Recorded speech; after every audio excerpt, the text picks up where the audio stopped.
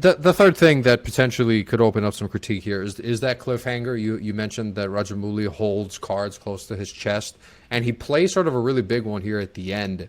Do you think it plays out well? I guess given how the journey that we've made, and that I also want to put myself in the shoes of somebody who saw this in theaters and then has to wait a year. Like, we don't have to wait a year to go watch this.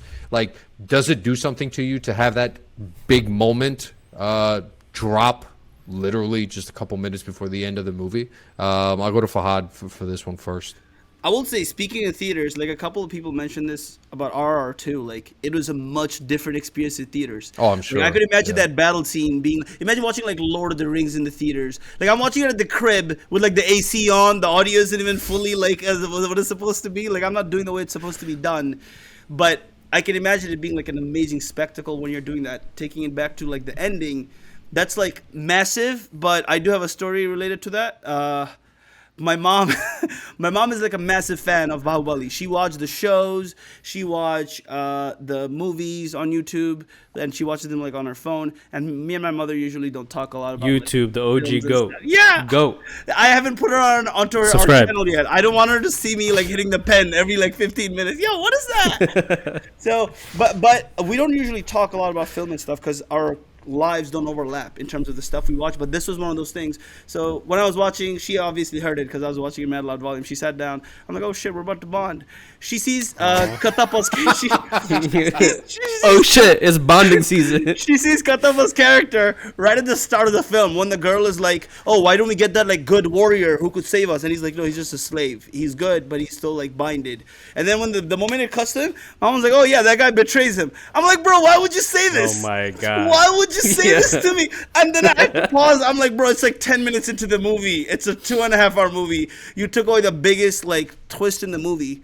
But taking and I'm sure you guys got the unadulterated version. Why do parents do this though? Like, why is that such a mom thing? My mom's like her, and she was saying way bigger spoilers too that I'll obviously have to take with myself until we watch the second movie. Oh, did you know XYZ happens in the conclusion? She's like, oh, this person, by the way. Oh, by the way, this person is this person. I'm like, bro, there's a whole second movie that you have. My mom's like, oh, I might be explaining the second movie to you. I'm sorry. I'm like, why would you do this? Why would you? They don't know the difference between premise and plot. The fact that that's his aunt is like a big twist in the story. That his aunt backed him over her own son. My mom told me that like this at the start. She's like, yeah, like his aunt like saves him. I'm like, bro, why are you doing this to me? Why are you doing this? But taking all that away, I'm sure you guys will be able to kind of like give a better answer when it comes to that. But I still loved it. I loved it. We were kind of talking about other kind of fantasy movies, not naming any names, where the end is kind of like this magic solution. Boom, things happens, we're all good, hanging with the boys, that type of move. Whereas this movie kind of has that when the second half ends basically and they free him. But, I mean, free him, where him and Katapa basically meet when he frees his mom. The third end of the movie, like to end that like that is it's such a brave decision because you could see it like horribly backfiring if the second movie is bad. You know for a fact that the second half of the movie is really good, otherwise you're not doing something like that. That's what gives me confidence, and us kind of complaining about the pacing. The way they ended this movie, you know the second movie is just going to be like hands. Like there's not going to be a lot of lollygagging around because now his cousin knows he exists. Everyone knows everyone's around. There's no like hiding anymore. There needs to be actual battles that happen. There'll be different things that happen. And you guys kind of mentioned that how this movie doesn't really give you a moral question, but the end of this movie is basically this dude who's now like kissing the feet of this guy saying that he killed his father and his moral kind of dilemma that will be explained in the second movie. And also now you're thinking, will he like betray him again? What's to stop him from like scumming him again, right? So you're kind of finally given a problem that's not like this nameless tribe that just rode up or this horrible cousin that like slaps his mom around for like whatever reason. So I'm a big fan of the ending. I wish more sequel-ish movies would do some things like this. Like you could argue Avengers Endgame gives you is that the first one? Yeah, gives you an ending. Infinity War. Infinity War. Sorry. Infinity War gives you an ending like that. Very much like that, where the villain is not necessarily winning, but you have a very direct incentive to watch the second movie because you're like, where is this going from? And they cut it. Obviously, he didn't make two different movies. He made one movie. He cut it at the perfect time, and I'll like applaud that decision to the end of my days for that. It's a very solid decision. I'm gonna give it a 2 cents if you haven't gotten that from that yet. Sam, what are your thoughts? I know you hate it. Just say it. Interesting take. So for me, watching the film, as I mentioned, I really enjoyed the second, third acts of the film. I was having a blast, like edge of my seat, like, oh my god, did you, like, I was turning to my girlfriend, like, did you see that scene right there? Like that scene was ridiculously crazy, and we could talk about that after this topic. But for me, when I got to the end of the film, I was interested to see how this is gonna wrap, because it still felt pretty action packed, and I was like, from when I paused this like 30 minutes ago to pee, I've definitely watched about 30 minutes of content. So where are we gonna land this right now? Like, I don't feel like anything is fully resolved. And then when we land on this point that, you know, he's really the narrator of the story, talking about the fact that, when I say that, I mean Katapa is the narrator of the story, saying, you know, this is your father, like he was this just king, etc. For the twist to be that he's the one who backstabbed his father, I feel like, and I'm glad, Admir, that you mentioned putting yourself in the shoes of someone who was in the theater at the time watching this film, because I have the luxury of sitting on my couch and just playing number two if I was really that invested in knowing immediately right now what has to happen. And if I wanted to get fired from the Our 2 Cents podcast by watching the second one ahead of time, I would have gone ahead and done that. But it felt slightly cheap to end it on something that's a plot twist that had no remote setup throughout the entire movie. This is something I've talked about like countless times in this podcast, but for me, I love plot twists. So I'm always signing up for a plot twist by the end of the film, no matter what. Usually it's an opportunity to kind of, you know, take the audience on a journey where you're setting them up, and then bam, you hit them with this thing that is a different perspective on the same things that you set up throughout the entire film, but done with a unique twist. I think the best plot twists that are done in film are ones that are, by the end of the film, you're shocked, but then if you were to go back and rewatch the film, you'd be like, oh, I could see this coming now, having known exactly what's happening at the end.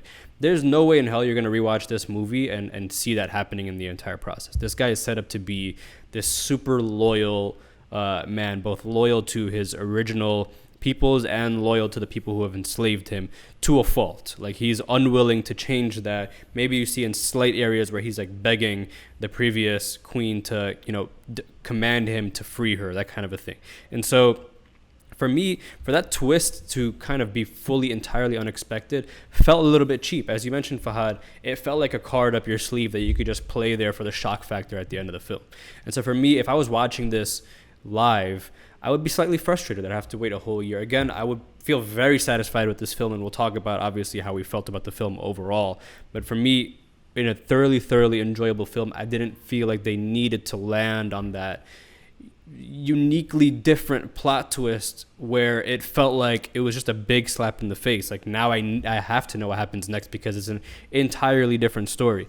I'm not super mad at it, but at the end of the day, I felt like it didn't feel like something that was set up properly. It felt like a punchline without the proper setup if this was a joke. And so for me, it's going to be a 1 cent on that, and I'm sure people might disagree with me. People might feel how you felt, Fahad, especially if they've watched number 2, and probably a lot of that payoff then shows up in the next film. But I'm gonna have to stick with this one, that it felt too disjointed and too jarring for me to fully enjoy it at the end of the first edition. Well, can I ask you, is it a question of him cutting it there, or is it a question of that plot twist not being organically sort of massaged into the previous part of the story? Like, for you, is it cut it before that? Like, cut it when the battle ends and the queen decides who's going to be king? Like, is that the moment where you cut it, or is it more about this sort of came from nowhere, period, point blank? It's a great question. I actually like the concept of cutting it on this super crazy plot twist. That makes me excited for the next film, which is something we talked about that Dune didn't really do. We didn't, at the end of Dune, I don't recall something, you know, making me itch itch for the second film. I know I'm going to love it. He just links that's it. There's no actual thing happening. Yeah, I just know it'll be enjoyable, but there's nothing that's like, oh my God, I need to know exactly what happens next. I enjoy when movies do that, etc. It felt like this one, to your latter point, just did not have the proper setup to feel not cheap. It just felt like I could have written anything to the end of the story and it would have made sense because it's how I ended this film. Whereas if it was something that was properly set up throughout the entire story, which is where I feel that this film is slightly lacking, in contrast to RRR, which I think developed themes throughout the entire film. This film is really lacking in the storytelling perspective, and that's okay. It's really carried by the action, by the overall plot. But from a storytelling perspective, I really would like these themes to be weaved into the story throughout, and not for something to feel like, oh, I just slapped you with this new idea. Now watch watch the real backstory for that in the second film, when I just convinced you to watch the backstory for something else in this film. It's like where you're taking the idea of hitting people with the ending and then pulling back to how we got here multiple times in the same movie. And I felt like that was something that was so remotely unexpected that he could have done that same plot twist with any character in the film and it would have just felt the exact same way. Yeah, I was a bit torn on this, TBH. I did appreciate, as you said, there's like an immediate pull to watch this next movie to see the consequences of not necessarily action but of information, which I think is also important, and it sets up a different type of dynamic in the movie. A lot of the times when a movie will end, I feel anyway, at least off the top of my head, like I'm thinking of Avengers Infinity War, when it ends on an action moment, the tension is there, but to some degree you do know where it's going to head eventually.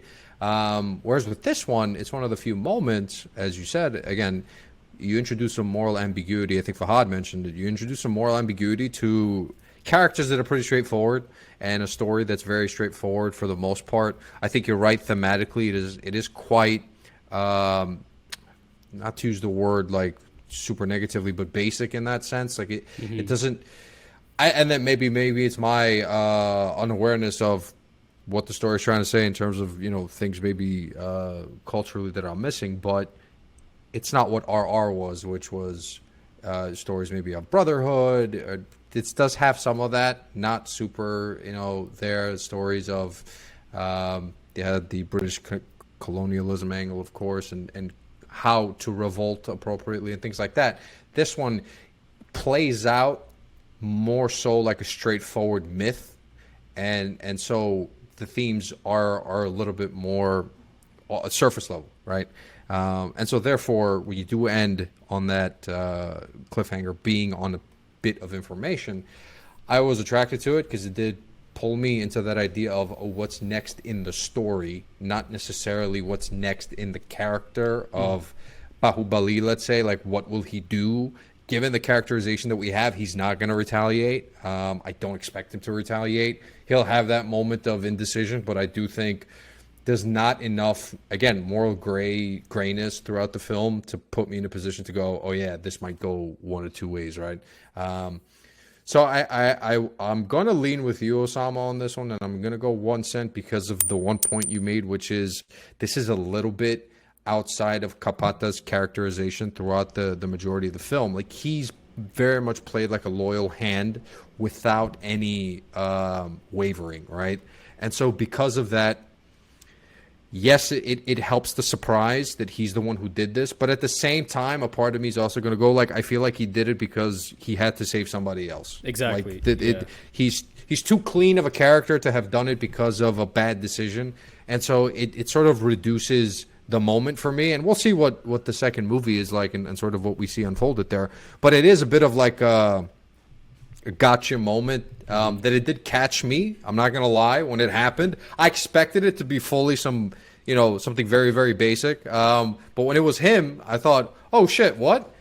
And then you settled down and you let it simmer, and I heard you guys talk. I was like, oh yeah, that is kind of like, this guy's a clean dude. Like, he's pretty loyal. He's not gonna have done this without any good reason. So it does sort of put you in that position of thinking it is a little bit cheap. So I will go 1 cent, but it's not the worst thing in the world. I don't think it wasn't linked enough with the consequences of the battle also, which I think is key. Like, there's a clear break from the previous action that it doesn't tarnish what came before it. It's a little bit of a cheap emotional ploy maybe to set you up to go watch the second movie, which we didn't really, I thought, need, because this first one is enough. There's enough there to, get you jazzed up for the second one. So It's we'll also go 1 more cent on that one. more jarring that he is saying that he is the one who betrayed him. It's like it would be Right. different if he said, if this was spoken again through his perspective, but he said, "Oh, someone betrayed your father," and that someone is like, even those stories that go like, and that someone was you. Like, you don't know about this, but when you were younger, you betrayed. Like, even that wouldn't have bothered me as much as the fact that, like, you have been the primary storyteller in this film, Right. and now you are positioning yourself as the villain. It's like it felt like dialogue that wouldn't necessarily be framed the way it is. At the end, right? You'd say something in the beginning. Right. I thought his adoration of Baahubali would have been a little bit different if there was like a true sense of guilt, like maybe he really did do something wrong. He does revere him, and there is that moment of affection where he takes his sort of foot and places it upon his head. But it's not too dissimilar to what everyone around him feels when they see him, right? So there's not enough distinction there to go, oh, there's an extra bit of like Guilt, affection or guilt or whatever the case is to maybe make up for his wrongdoing, right? So